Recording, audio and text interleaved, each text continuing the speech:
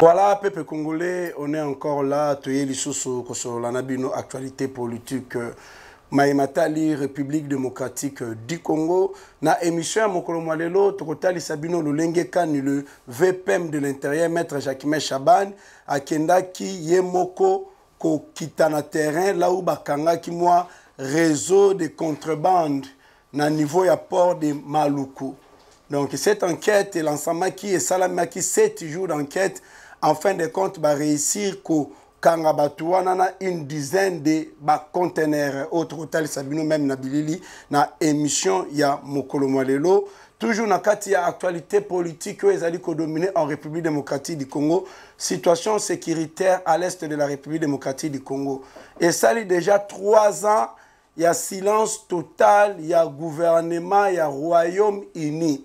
En fin de compte, le gouvernement du Royaume-Uni bazali koloba directement na Rwanda na Paul Kagame akoka kolongola ba militaire na ye oyo bazali na mabele ya Congo tokosola yango malamu lolenge molongo bani grâce à la diplomatie de la République démocratique du Congo na niveau ya parlement européen ezali na oyo kutu azali na ye poso moyindo te mais poso pembe na nzela ya baye o basaya la kabiso ba lobingi ya makasi elobami kuna maye oyo Union européenne asala na Rwanda accord wana ezali kotalisa lokola moto oyo azali na montre te mais pour a livrer yo montre elongo bani na ye akende koyiba par après lo baete ke montre wana ezali ya ye pour akoka kotekela yo na Union européenne echauffaki basengi balingi ba mona vraiment traçabilité vraiment lolenge elongo banika ba matière wana ne mutezali ko alimenter ba mouvement terroriste à l'est de la République démocratique du Congo oyo kino lelo ezali ko créer des milliers de morts totali sabino même na ba vidéo pour beaucoup koyeba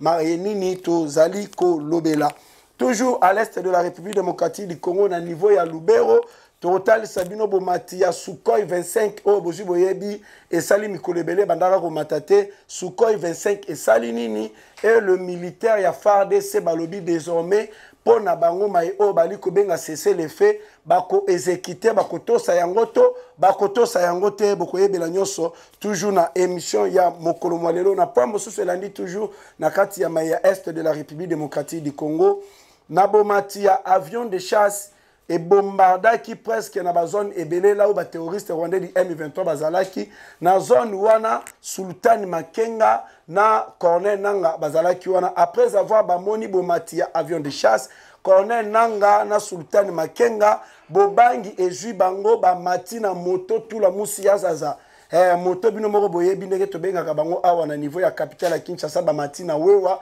bakimimbango parce que cette opération elingaki ekumba biso poto kokanga Sultan Makenga na Corneille Nanga bisika bazalaki mais bayaki kobika moko o ya bango bras droit na bango nde azalaki capturé yene mutu atalisaki lolenge kani Sultan Makenga na Corneille Nanga bakimaki après bomati avion de chasse après avoir esalaki ravage et bomaki ba terroriste rwandais du M23 ebele na panique totale wana Corneille Nanga Alliance Fleuve Congo baye ko lancer communiqué na bango ya kotalisa ete l'armée congolaise et qui violer espace aérien na bangola. Je ne comprends pas comment bango bato bazali ba rebelle ba comme appelle espace aérien na bango ba rwandais bazana espace aérien na bango na mabele ya Congo to solango malamu na communiqué ya Corneille Nanga wana ya Alliance Fleuve Congo toujours kaka na matali est de la République démocratique du Congo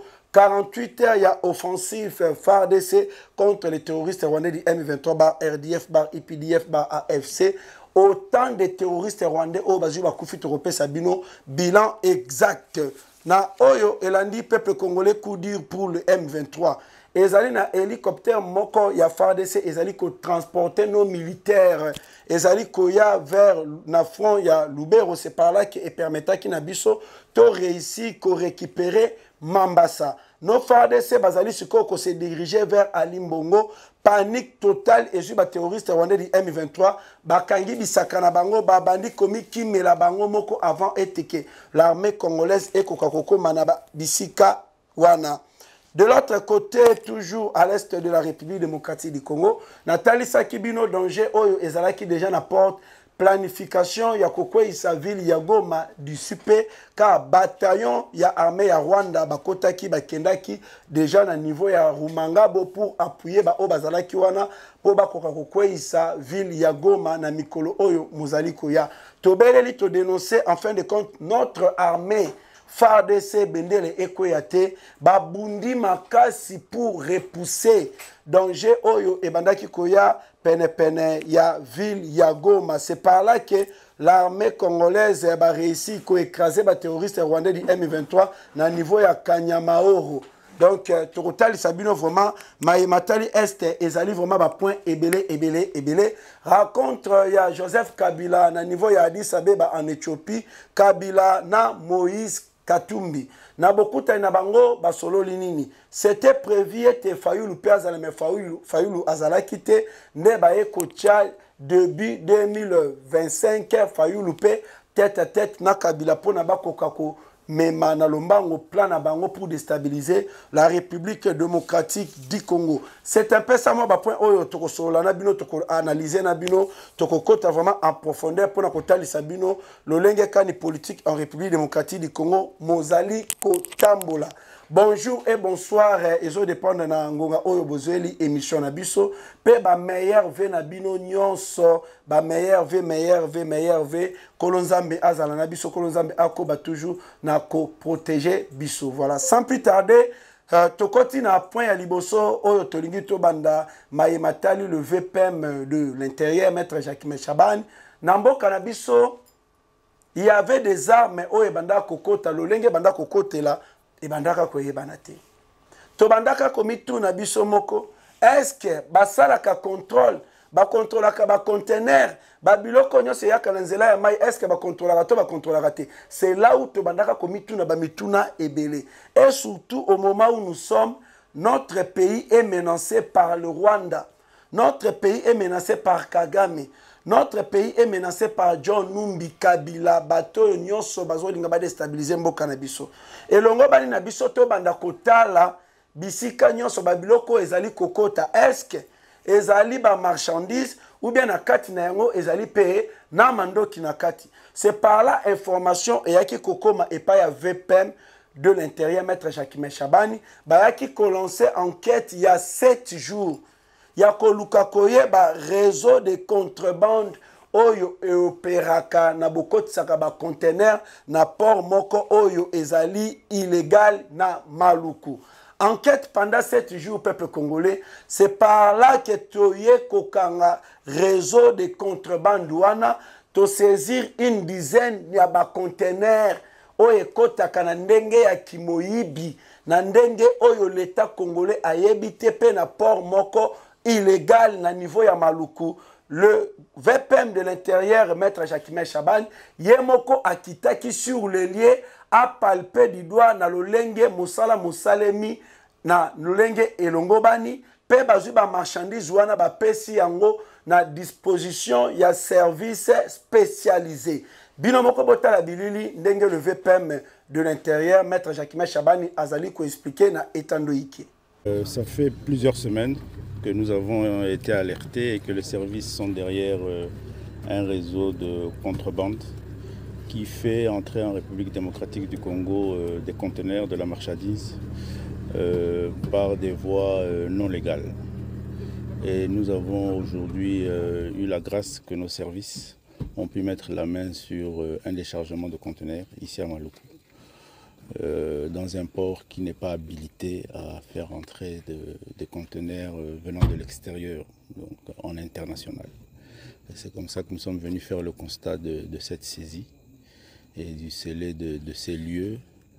Et ça nous permet aussi d'encourager tous nos services qui font leur travail de bien le faire et d'aller encore plus loin pour dénicher tous ces réseaux et mettre fin à cette insécurité financière et sécurité aussi des personnes, sécurité politique qui touche notre pays. Donc on encourage les services, les différents services qui sont sur ce dossier à aller jusqu'au bout et à neutraliser cette contrebande. Merci. Voilà. Bolandi Binomoko, ndenge tolobaka télévision eza radio te lolenge le VPM de l'intérieur maître Jacquemain Chabani mosalemi malamu na service à sécurité ya mboka na biso ba bloquer réseau ya contrebande wana na une dizaine ya ba conteneurs oyo eza déjà na disposition ya service spécialisé vraiment to sepeli na opération wana pe ba bloquer port wana ya maluku wana illégal et ko fonctionner lisusu te. Initiative oyo ezali initiative ya malamu oyo ko permettre na mboka na biso babiloko ya mabe bamandoki babiloko songolo pakala ya mabe e banda lisusu kokota na mboka na biso te. Le VPM de l'intérieur maître Jacquemain Chabani nazali lisusu ko féliciter grâce ya opération Ndobo na ye aujourd'hui tomoni autant de kuluna arrêtés.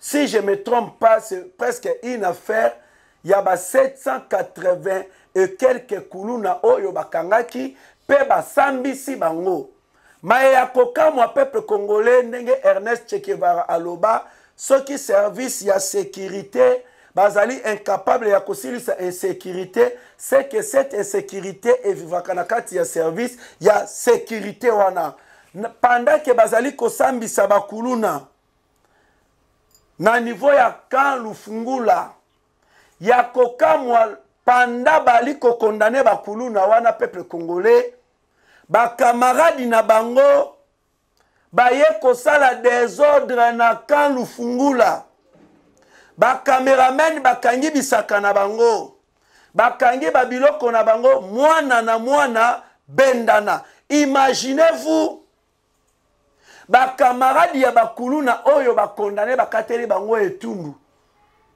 baye na domaine militaire na kan lufungula oyo ezali ya ba militaire pona kosala désordre bakimisa bato na bango mais Dieu est grand peine ba réussiraki ko calmer situation or que baye oyo bazalaka mingi en tête ya ko créer insécurité dans la ville province de Kinshasa bakuluna wana bazalaka bana ya ba militaire ya bakan babimaka na bakan bake basali eyoma na bango epaka na bango na cité par après bakimi bake kobomba manakan.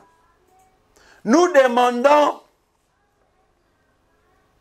na ba service ya sécurité ya mboka na biso na président de la République na VPM de la défense elongo bani quand ezala réservé rien que na ba militaire bakulu na nde bazobomba mana bakan botala kaka lolenge salemaki na kan lufungula na lolenge moko incroyable moyen babanga ba pem babanga ba militaire babanga domaine militaire ezate parce que bazali bana ya ba militaire bango nde basalaka kikulu na wana na ba cité. Franchement ezangisaka même biso na mai ya koloba mais Dieu est bon nzamba zali monene na nzela ya opération Ndobo na vision ya mokonzi ya mboka Félix Antoine Tshisekedi Tshilombo concrétisé par le VPM de l'intérieur maître Jacquemain Chabani et memeli biso ba résultat ya malamu et memeli biso ba résultat ya kitoko bakuluna bakomi kobanga eye kokitisa moto ya criminalité dans la ville-province de Kinshasa. Tosengi ete e continue kino suka e suka na nzela te lolenge opération ya Panthère Noire e suka na nzela. O tosengi e kende kino suka. C'est par là résolution ya malamu ekopesama makambo ya kuluna ekosila na ville-province de Kinshasa. Voilà. Sans plus tarder toye lisusu na Maïmatali. Situation sécuritaire à l'est de la République démocratique du Congo. Peuple congolais, FARDC va décider. Na niveau ya Lubero, FARDC na lobi bien, va décider. L'un ya ba militaire ya FARDC. Azali kotalisa lolenge kani, bazali na relation ya malamu na ba wazalendo. Azali kotalisa lolenge bakumbi opération ba neutraliser ba terroriste rwandais du M23 lolenge ba M23 ba kimi mais tango journaliste atuni motona concernant cesser les faits. Aseki alobi nazali koyoka kaka ndengo ali koloba car ezana militaire moko te akoki kondima cesser les faits ezala. Pe biso cesser les faits etali biso te biso tokobunda na ba terroriste wana kino suka. Télévision eza radio te ndenge tolobaka boyo kabino moko na monoko ya militaire ya FARDC ndenge alobeli mayematali cesser les faits ata militaire moko te akondima cesser les faits. Bolanda.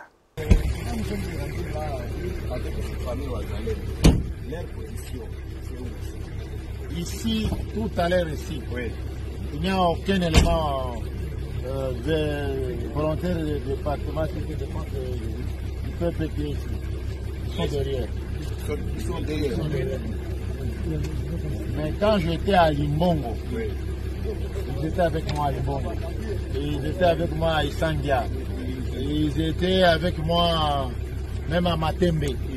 Ils venaient avec mes éléments. Ils étaient partis même mener un coup de main là où on est venu récupérer le matin. Mais ce sont eux. Même avant ces histoires-ci, ils ont fait un sabotage.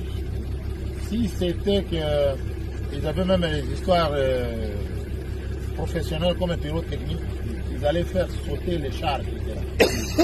Ils sont partis jusqu'à l'antenne là de Cassé. Mais après, ils sont venus, ils nous ont dit non, on a vu les chars, on a tué 4 gardes qui étaient là. Et à ce moment-là, tout le monde était éveillé. En disant que comme ils sont partis là, automatiquement on doit avoir une attaque. Ouais. Ils collaborent avec nous, nous les contrôlons. Oui. Ce qu'on nous donne et aussi leur donne. Merci beaucoup. Avec ces questions de cesser les faits, comme ils n'ont pas respecté ça, et nous aussi nous pouvons plus respecter. Moi je suis sous-informé qu'il y a un cessez-le-feu. Il n'y a aucun militaire qui va accepter. Hein. Il n'y a aucun militaire. Il n'y aura pas un militaire qui va accepter. Parce que même quand ils étaient là, les militaires étaient fatigués. Nos militaires entraient jour.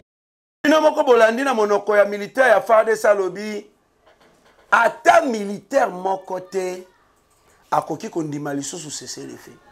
Ndenge tozali awa toali kobunda na ba terroriste wana kino suka kino bakolongwa na mabele ya mboka na biso sur instruction ya commandant suprême le président de la République Félix Antoine Tshisekedi Tshilombo. Sukhoi 25 et mataki likolo et tamboli likolo et kei ko ravager ba terroristes rwandais du M23. Ils ont même abandonné ba effet militaire na bango tout la musia zaza. Kone nanga na Sultan Makenga bazalaki bisika wana. Mais tant bamoni avion de chasse ezali ko sanza ezali ko bwaka babiloko na yango nanga na Sultan Makenga ba matina moto oyo biso tobenga kango awa na Kinshasa wewa ba démarrer ba kimi tout la musi ya zaza.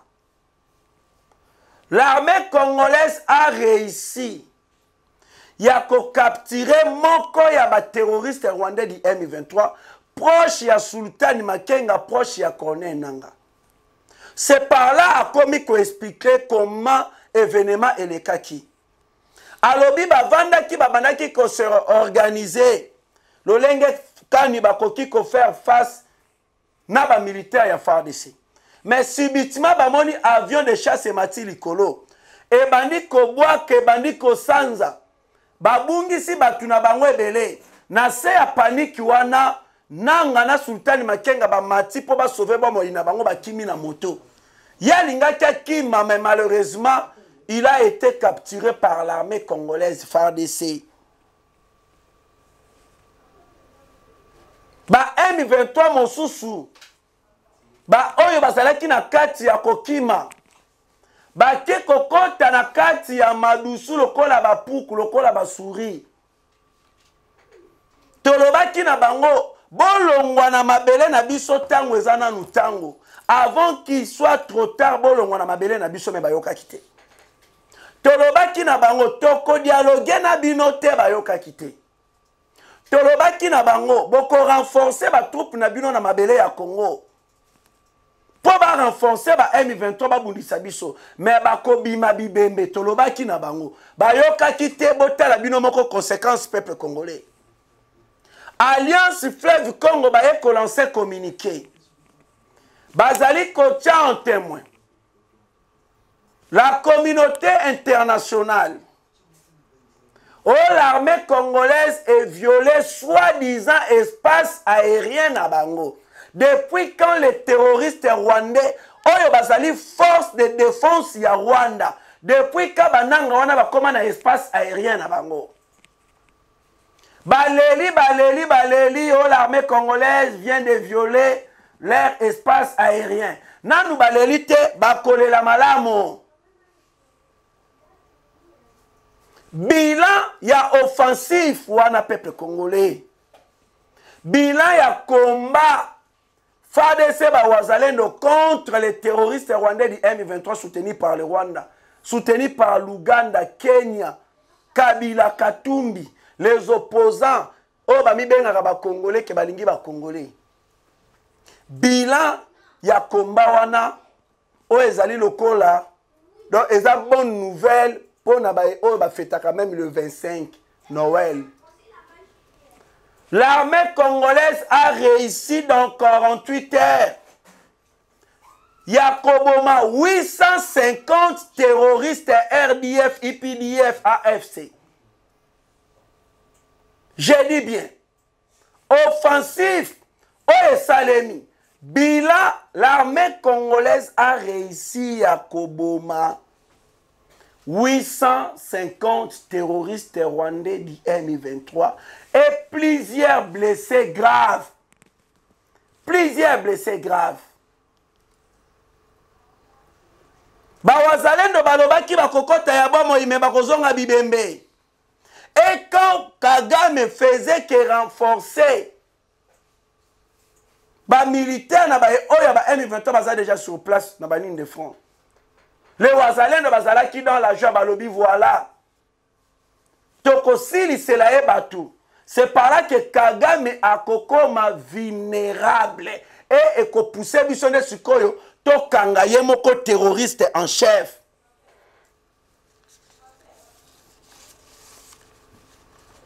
Des choses sérieuses et ali kosalema na este.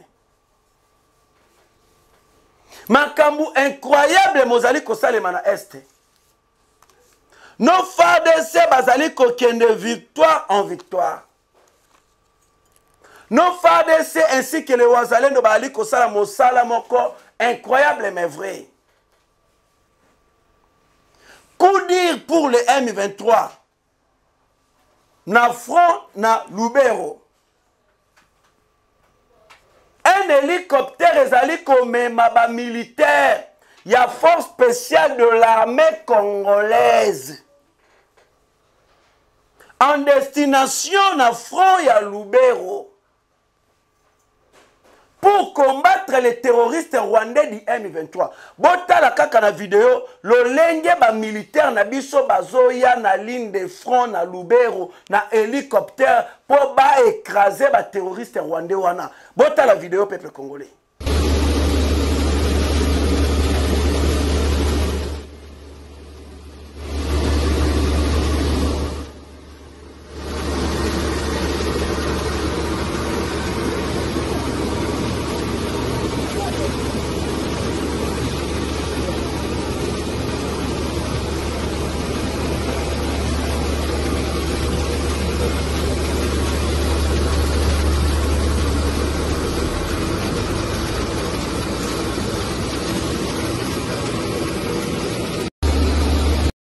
Na bokomi na bango ndenge bomoni na vidéo ba réussir kozwa contrôle ya Mambasa to récupérer Mambasa.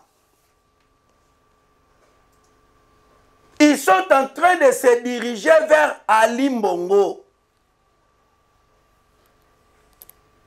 to récupérer grand quartier de Nduta grand quartier de Nduta. Les terroristes rwandais du M23 font face à une forte frappe ya FARDC.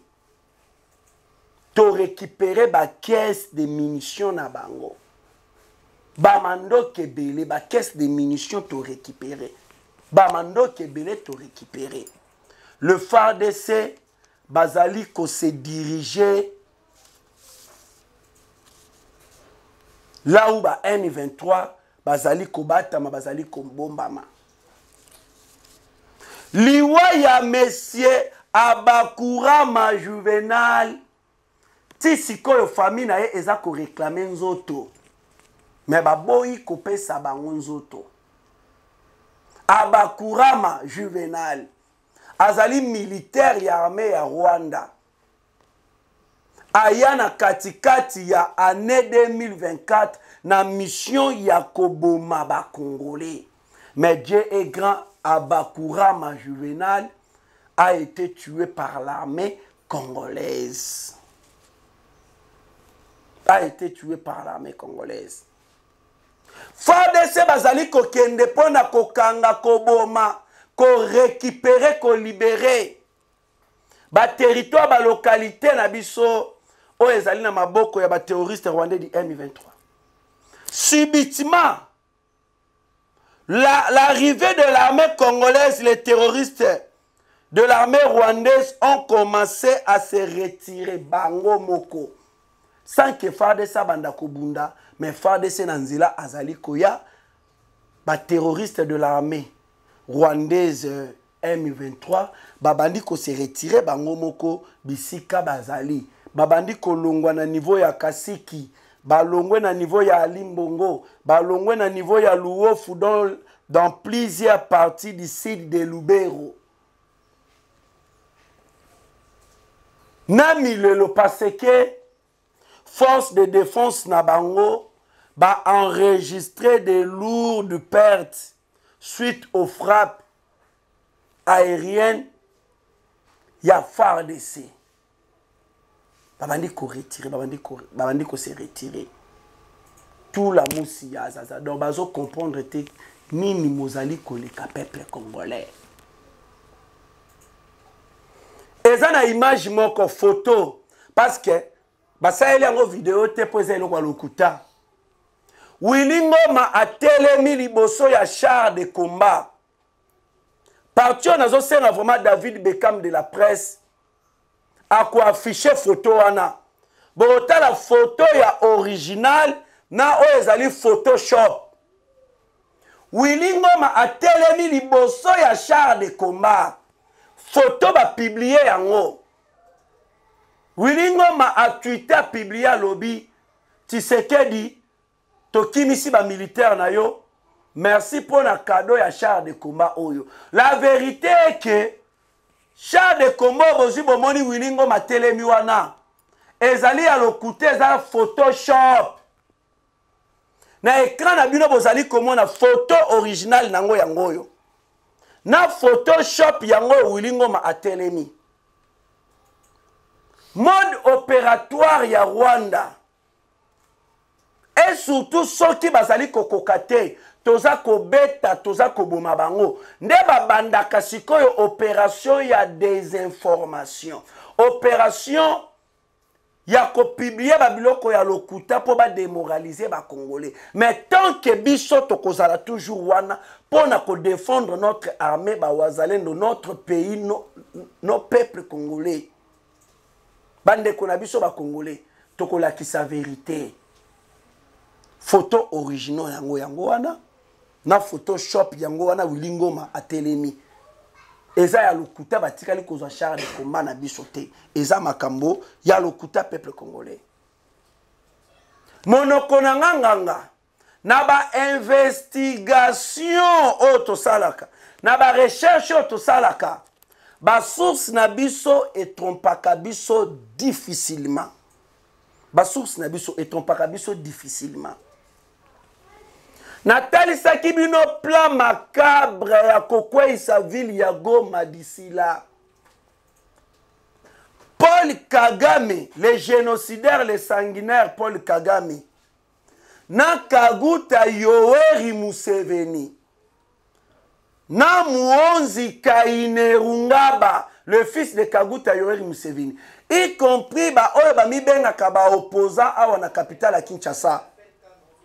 Basangana ki réunion moko esalemaki d'ici pe bakweisa ville ya Goma. C'est par là que Rwanda ayaki kokota bataillon ya Rwanda. Bataillon outi Rwanda ekoti vers Rumangabo ba appuyer ba M23 bazalaki déjà sur place. En fin de compte de frapper ba kweisa ville ya Goma par après. Ba ya ko proclamer ba zone occupée comme un état à part. Kagame na Museveni bako kabola Nord Kivu. L'opposition en train de soutenir la rébellion pour barrer l'initiative du président de la République, il y a qu'à changer la constitution en République démocratique du Congo. Na lobela ki bino dossier yango awa, na belela ki na ba militaire na biso. FARDC ba wazalendo, ba autorité ya mboka na biso. Na belela ki na commandant suprême de l'armée de la police congolaise, le garant de bon fonctionnement des institutions, son excellence monsieur le président Félix Antoine Tshisekedi Tshilombo. Na lobaki même VPM de la défense, Gika Bombo Mwandia Vita. Bon fongola miso pour ville ya Goma ekweyate, le plan macabre est déjà en marche. Na belelaki, Nzambala la kate peuple congolais, l'armée congolaise est outil commettre en échec le plan Yaba M23, ya kokwe sa ville ya Goma à partir ya nord. Affrontement. FARDC contre le M23 bar RDF bar IPDF bar AFC dans les territoires de Niragongo au nord de Goma.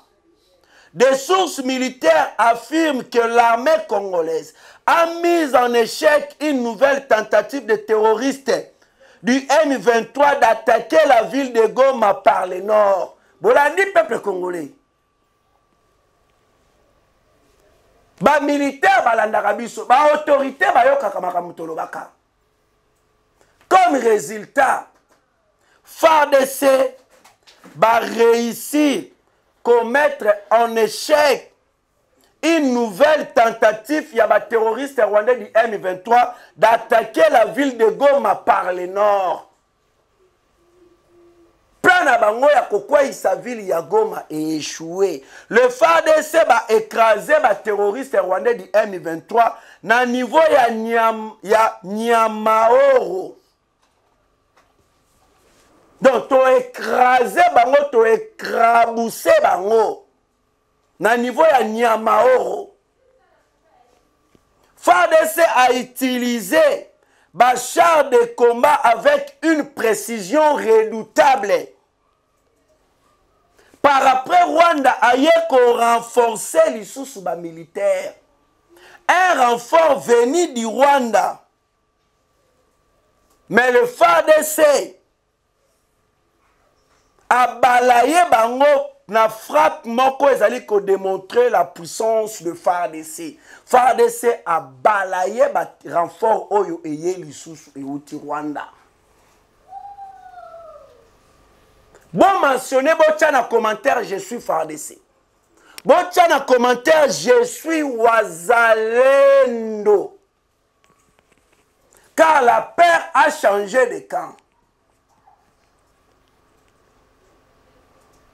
Na parlement européen, na nzela ya diplomatie ya président Tshisekedi, na nzela ya baye oyo basalelaka biso lobbying ya makasi pona kotalisa à l'est, il y a des milliers de Congolais bali kokufa à cause ya Rwanda azoluka yiba ba minéraux congolais ateke la Union européenne parce que l'Union européenne a salaki accord ya ba matière première na Rwanda mais tandis que Rwanda azalaka na yango te.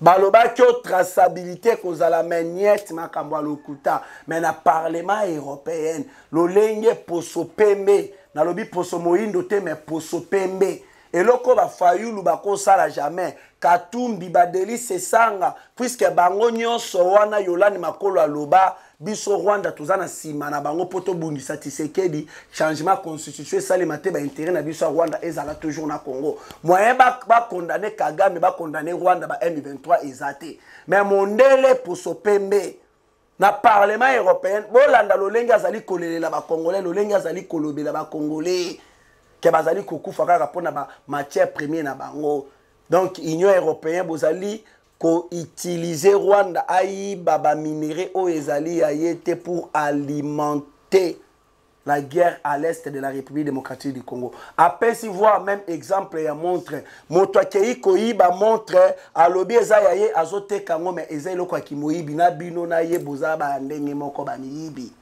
Bolanda vidéo ya parlement européen lolenge mondela ali ko expliquer makambo mwazali koleka à l'est. J'ai dit que selon vos informations, l'accord avec le Rwanda était un accord exemplaire. Je pense qu'on n'a pas les mêmes lectures. Je me permets de vous rappeler le rapport publié en juin dernier, c'est-à-dire il y a 5 mois, par l'Organisation des Nations Unies. Ce rapport dit quoi? Ce rapport dit que tout simplement les troubles dans la région du Kivu sont financés par le Rwanda pour voler des matériaux qui nous revend. C'est-à-dire en clair que, sans le vouloir peut-être, on finance un receleur et un criminel. Alors ma question est très simple. L'accord dit on garantit la traçabilité, mais on ne garantit rien. La traçabilité, c'est simplement déclaratif. Mais je suis qui est là, je vais voler votre montre, et puis je vais la revendre, et je dirai, cette montre, elle est à moi. Eh bien, c'est exactement ce que fait le Rwanda. Il n'y a strictement rien de sérieux. Et donc, je vous demande simplement si vous êtes prêts à modifier cet accord pour garantir enfin une traçabilité, pour faire peut-être que ces troubles en Afrique, qui ont déjà fait des milliers de morts, s'arrêtent. Je vous remercie. Bolandi ndenge nalobaka toujours télévision eza radio te. En fin de compte Congo bakomi kolobela yango. Vérité komi kobima na poisa. La diplomatie du président Félix Antoine Tshisekedi Tshilombo na nzela ya bae ope bazosalela biso ba lobbying libanda ya mboka. Mokili mobimba bakomi ko comprendre réalité ya bitumba oyo esalimaka à l'est de la République démocratique du Congo. C'est la première fois que le gouvernement du Royaume-Uni ait mentionné directement le Rwanda et lui demande de retirer son armée sous le sol congolais après 3 ans de silence. Après 3 ans de silence, gouvernement ya Royaume-Uni etangi na monoko na yango directement Rwanda. Ezali kosenga na Rwanda elongola ba armée na yango na mabele ya Congo. Basali 3 ans silence radio balobakelo komoko na makambo est.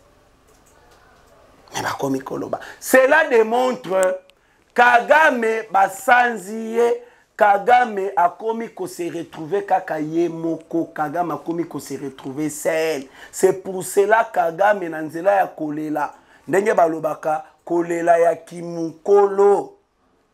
Kagame a bandi ko traiter le président Tshisekedi c'est un tribaliste. Président Tshisekedi azali ko privilégier ba province mususu ke ba province mususu Tshisekedi ceci cela Kagame nano alilita kolela malamu.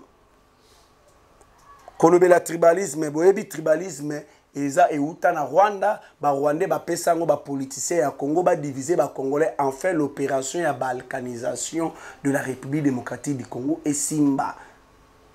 Muluba, Mukongo, Muswahili, Muyaka, biso nyonso beto na beto papa be moko mama be moko mokonzu be moko. Toka bwana te, to inana te, to bumana te. Tozali biso nyonso ba Congolais Congo mboka na biso tozala na bolingo au moment où tozo swana au moment où tozo inana au moment où tozo fingana c'est par là bapaya bazo luka baboto na biso mboka oyo nzamba apesa biso, le pays le plus riche au monde mais incroyable, la population le plus pauvre du monde, parce que le minerai congolais ezalaki exploité rien que na bapaya. Les Congolais babandaki ko bénéficier ata na eloko moko te na nkita ya mboka na bango. Nanga bomonaka tango bimaka asalaka ba discours na e. Nanga lobaka c'est pour libérer les Congolais. Nanga akenda na rébellion non pour libérer les Congolais. Nanga akenda kosimba mandoki. Nanga akenda na rébellion parce que carré minier na ye ba bloka yango. Yango ndeza source ya rébellion nanga zo akenda. Mais azo bundela ba intérêt na ye. Mais na monoko na ya zali koloba oh notre mouvement ezali mouvement ya libération pour libérer les Congolais. Non, eza mouvement ya ko libérer ba carré minier na ye ya kimoyibi oyo l'état congolais a bloqué yango au peuple congolais. Nanga atonda na ba carré minier oyo zo sentir société moko boye ba tia ba chinois mais na sima na yango eza ya nanga babiloko nyonso wana PCA ya cadastre minier honorable Crispin Bindoule akenda ko découvrir babiloko wana à part ba carré minier ya nango ba blokaka maintenant akenda na rébellion pour bakanga ki carré minier na ye par après Crispin Bindoule ayaki ko découvrir mosusu ezali ko porter kombo ya ba chinois ba exploiter ba salaka ok eza ya nanga bana ko continuer ka ko zombongo tout en étant rebelle à l'est ba uta sou ko bloquer yango. C'est pour cela nanga ndenge bomona kawana bitumba wa salisaka Congo makilo azotangisa ya ba congolais avec les rwandais du M23 ye eza pona intérêt na ye ya ba carré minier na ye ba bloquer peuple congolais. C'est ça la réalité au batwana balobaka na binoté. Ils sont en train d'utiliser les Congolais pour leurs intérêts égoïstes. Bon se méfier na batwana peuple congolais. Kabila Katumbi Bauti kokutana na Addis Abeba en Éthiopie. Ah. Tofongola sikoyo lisolo yo malamu. Bokutani na bango basololi nini? Babeti masolo nini? Balobi nini na bokutani na bango? Kabila et Katumbi tête à tête na Addis Abeba en Éthiopie. C'est par là, Bazu Basololi, comment Bazali envisager de créer une crise en République démocratique du Congo en coopération avec la CENCO, qui selon leur lobbying, Bazali Luka a tout pris à obtenir un dialogue auquel prendront part tous les groupes armés dont Alliance Fleuve Congo M23. Vous comprenez ce que la vérité à Makamba Est. Tolobaka yango awa, Alliance Fleuve Congo, c'est Kabila. M23 Kagame Katumbi. Bolandi. Et la Senko ba ebi vérité wana. Mais bazana simakaka ya opposition parce que bango pe ba espéraka. Senko, moi, il a parti politique. Secrétaire général Ezali Donatien Cholé. Président Ezali Fridolin Ambongo, Senko Bomona Kawana. Bango balingara dialogue salima parce que bango pe Senko bakokota na kati bazo pe ba part de gâteau na bango. C'est pour cela la rencontre entre Moïse Katumbi et Joseph Kabila qui a eu lieu à Addis Abeba en Éthiopie vise à créer une crise en République démocratique du Congo en coopération avec la CENCO qui, selon leur lobbying, cherche à tout prix à obtenir un dialogue auquel groupes armés wana nyonso M23 Alliance Fleuve Congo participer et kumbana partage des gâteaux. Moto na moto azwa par na ye. Beaucoup taniwana c'était prévu bazala 3 Katumbi, Fayulu, na ye moko Kabila. Mais e coïncide Fayulu azwaki lolenge ya koyate et c'était Katumbi na Kabila nde baye kosola na ba point wana. Lokola Fayulu a participé à la réunion ya Addis Abeba te. Bache oya bango mokolo début 2025 Fayulu tête à tête na Joseph Kabila ezali rendez-vous oyo ko permettre lisusu ba personnalité mibale wana bakutana lisusu.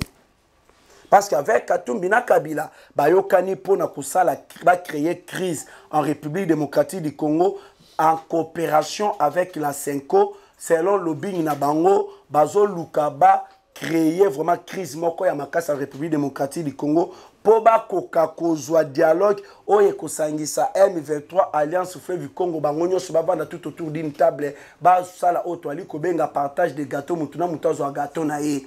Lokola Fayulu a quitté début 2025, Fayulu yé pas kokende po bangona Kabila pe lisusu bakutana ba finaliser plan macabre démoniaque satanique na bango peuple congolais.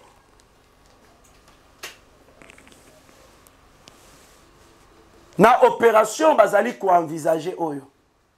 Ne pensez pas crise oyo bazo lukaba créer en République démocratique du Congo. Eko komisa ba Congolais minene, eko bimisa ba Congolais mabundi, eko pesa ba Congolais via malamu non. Eko tangisa nde makila ya ba milliers de Congolais. Comme si na Est ndengange bazo tangisa makila wana eko kite, balingi lisusu baya suko tangisa makila na niveau ya capitale ya Kinshasa. Si Fayulu se croit azali likolo ya mibeko Fayulu Madidi yeba si kabundi akabundi akota boloko rien n'empêche yope bakanga yo okota boloko pona complot contre la République. Kabila kima amikimela na exil, Katumbi amikimela na exil. Mais yo luko vanda awa, mais ozo luko créer lo comment ko ekokanga bakanga yo soko zo sentir déjà que eko créer bakanga so sentir déjà danger comme ya omikimela na exil. Après l'arrestation ya John Gasasi Ratawenda o asala kana se ya mibeko ya John Numbi na une vingtaine na ba Congolais o batindi bango na prison militaire ya Ndolo bakomi kotubela. Les soi-disant pasteur Ngoïmou Lunda, pasteur ya République du Katanga, ya Bakata Katanga, oya Lukaki, azwa séjour na yena niveau ya Zambie, azwa mokanda comme exilé politique. Tokanga qui est mercredi na batongo tongo, estradé en République démocratique du Congo, direction prison militaire Yandolo, naba tumisusu azalaki na bango. Kabila salaki nini abangaki. Kabila aza déjà na position moko de faiblesse. Kabila komi vulnérable. Azo luka kokoya na ya kokoya na banani. Bomona kite Kabila se précipita ki accompagné na Kinkaya bin Karubi, accompagné na Saiba, inde epa ya présidente ya Namibie pona assassirer te a kozala estradé en République démocratique du Congo de la même façon oyo Zambie azali kosala na batunae. Vous suivez Kabila akodini sabino tocha Congo liboso d'ailleurs même 2025 eza année moko ya makambo ebele changement total de la constitution ba Congolais de père et de mère de tata et de mama bazwa constitution na bango ba Congolais de tata et de mama bazwa buku ya lopango na bango eza lokola ngai navani na lupango nazali koloba lupango yanga ngande kolo lupango mais buku lupango ezala na kombo na ngate. Est-ce que lupango ngweza yanga lupango ezali ya moto yo kombo na eza na kata buku lupango mais Congo ba pesa biso constitution o ezali ko répondre na demande na revendication ya Rwanda, ya ba belgérant, ya ba paya. Et le président de la République, comprenant les dangers, comprenant que source y a insécurité est protégée par la Constitution. La Constitution protège les M23. Et pour Sans en débarrasser du M23, on doit en débarrasser du M23, on doit d'abord changer la constitution. Parce que cette constitution ne reflète pas l'image des Congolais. Cette constitution répond aux intérêts du M23 des étrangers qui se sont autoproclamés des Congolais. Peuple congolais, vous êtes très vigilant. Vous fungola misu. Histoire ya sika ezolinga ekomama na Congo. Histoire ya sika. Buku ya sika. Makambo ya sika ezolinga ekomama na Congo. Ne suivez pas Délice Sanga. Délice Sanga, c'est un ancien rebelle, il y a RCD Goma. Le monsieur en question na maboko na ye azana makila ya ba Congolais atikala kosamba ata mokolo mokote. Délice Sanga attaque Félix Antoine Tshisekedi Tshilombo. Azali Koloba, vous avez des territoires entiers aux mains de rebelles et vous voulez changer la constitution. Là, c'est qui c'est Délice Sanga? Oh, bozali na ba territoire mobimba na maboko ya ba M23 ba rebelle mais yozo lukaraka o changer constitution mais ceux qui ozo loba ke ba territoire eza na maboko ba rebelle mais loba ke ba territoire biso to botoli na maboko ba rebelle baza na combien de pourcentage ya ba territoire sur l'armée congolaise n'est pas la majorité à pourcentage à ba territoire et si tu dis que le territoire occupé par des rebelles mais ba nanyo yo bazali ko travailler na ba rebelle wana po ba occuper ba territoire wana. N'est-ce pas vous? N'est-ce pas vous, Bunonam Toubali, qui travaillez dans la rebelle? Le président de la République, Félix Antoine Tshisekedi Tshilombo, azali ko changer cours d'histoire. Tokozwa ba politicien ya ba Congolais oyo pe balingi Congo. Ba affairiste ba mafie wana nyoso tokocha bango à côté. Imaginez-vous gouvernement d'ici du Kivu. Et Kangi 17 sujets chinois. Dans l'exploitation illégale, il y a des minéraux. Les Chinois na baluki ba corrompre ministre provincial na kombo ya Moindo. Mais le médecin en question a boyi corruption. Alors, biloko la bino bo exploitaka. Ba minéraux congolais illégalement. Bozali na ni pièce d'identité. Bozali na ba documenté donc veut dire pour na bino. Biliaki bino bikoki. Subitement Kinshasa bandi kobenga. Banani babandi kobenga les opposants qui se dit être congolais ke balinga kaba congolais. Oh non, bon libérer les Chinois, tu repères Sabino Kanyaka, ceci, cela, ceci, cela. Mais le ministre provincial, M. Moindo, a rejeté la corruption. À lobby, la pratique Oyo, le président de la République a lingango na Congo te, plus jamais, bateau de place na bango, et zalinde na boloko. Félicitations. Malgré Ezalina Batoyo, Balingi Congo est avancé et Kende Liboso te, mais Ezapena Batoyo, Balingi Congo et Kende Liboso, le président de la République, a réussi vision naïe. Voilà, c'est un peu ça. Moi, ma point, Toyaki na yango, yako solo la nabino na émission ya mokolo mwalelo, yako partager nabino na émission ya mokolo mwalelo na Africa Cool Télévision. Comme d'habitude, ndenge tosengaka, bo liker, bo commenter, bo partager, bo s'abonner massivement. Ba meilleur ve na bino nyonso, bo fêter malamo. Mois de décembre, ezala malamo pona Congolais nyonso de père et de mère, de tata et de maman. Ba o balingaka biso na ba o balingaka biso te, ba meilleur ve na bino, nzamba bate la bino na mabota na bino bokota année ya sika 2025 à bonne santé, ba lo sambo na bino ela tanzoto ekokisama me ya mabete, ba lo sambo malamu, ya mabe ekokisama te me ya malamu nde ekokisama. Avec Dieu Tokolonga. Numéro plus 243 89 60 77 556 plus 243 89 60 77 556. Tomonani na mikolo oyo mozali koya, que le bon Dieu vous bénisse, que le bon Dieu bénisse la République démocratique du Congo. Bye.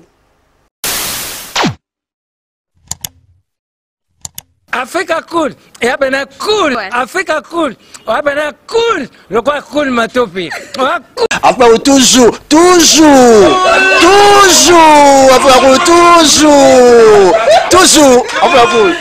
c'est bon. Et ça chaîne est bien, et puis vous êtes très rapide.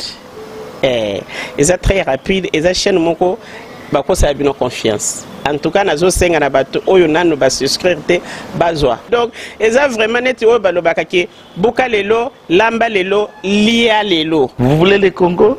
Pour que le Congo devienne cool, pour suivre les cool analyses, alors revenez et abonnez-vous massivement. Massivement. Alors, beaucoup de gens ils pensent que l'Afrique cool donne l'information en temps réel. Mais je ne crois pas cela. C'est-à-dire l'Afrique cool donne l'information en temps réel et en temps chirurgical. Si tu ne suis pas, tu as la crise cardiaque. Qu'est-ce que tu penses de l'Afrique cool? C'est pépélé. Africa Cool, c'est la destination de prédilection pour une communication optimale. Longo Dianabino Mama. Africa Cool Télévision est une chaîne qui est en train de réunir toutes les tendances. Donc les chrétiens s'y retrouvent, les païens s'y retrouvent, les politiciens s'y retrouvent, les femmes ménagères s'y retrouvent. Donc Eza Eloro na biso to sepela ranango, yango chaque fois son aye na Kinshasa, il faut namona Africa Cool. Et au monde de chaîne Oeza impartial. Et le rôle de Babino, vous méritez le soutien de la population ainsi que des institutions complètes. Bisognoso, tous s'abonner à Afrique Cool. Afrique Cool, oyo. Zengo, Afrique Cool, merci beaucoup, l'idée. Non, je remercie en tout cas Africa Cool, leur support et on leur souhaite bonne chance pour la suite. On leur souhaite le plein succès. I'm coming from Johannesburg. I'm one of the subscribers of Africa Cool. This is a great channel. You watch news that are very fast. I would like to ask everybody to subscribe and then stay tuned. Thank you very much. Placer un petit mot par rapport à la récompense Oyo. Je félicite très sincèrement Africa Cool. Voilà. Je n'avais pas opéré le mauvais choix. Voilà. J'avais recommandé, je me rappelle que je disais que c'était une destination de prédilection pour une communication optimale d'excellence. Nazanga Mogotala, YouTube Yemoko a reconnaître que Naponaki Mabete. Au moni ba choix to salaka, ba réflexion to salaka. Tikalaka abonné à Africa Cool. Comme ça, tu partages. Bravo Africa Cool. Merci beaucoup. Bravo Bino. Mutubo s'abonner parce que trophée Ezali à Bino. Ezali partagé. Moi, je me sens aussi copropriétaire. Il y a prix Oyo. Voilà. Bravo Africa Cool. Merci beaucoup.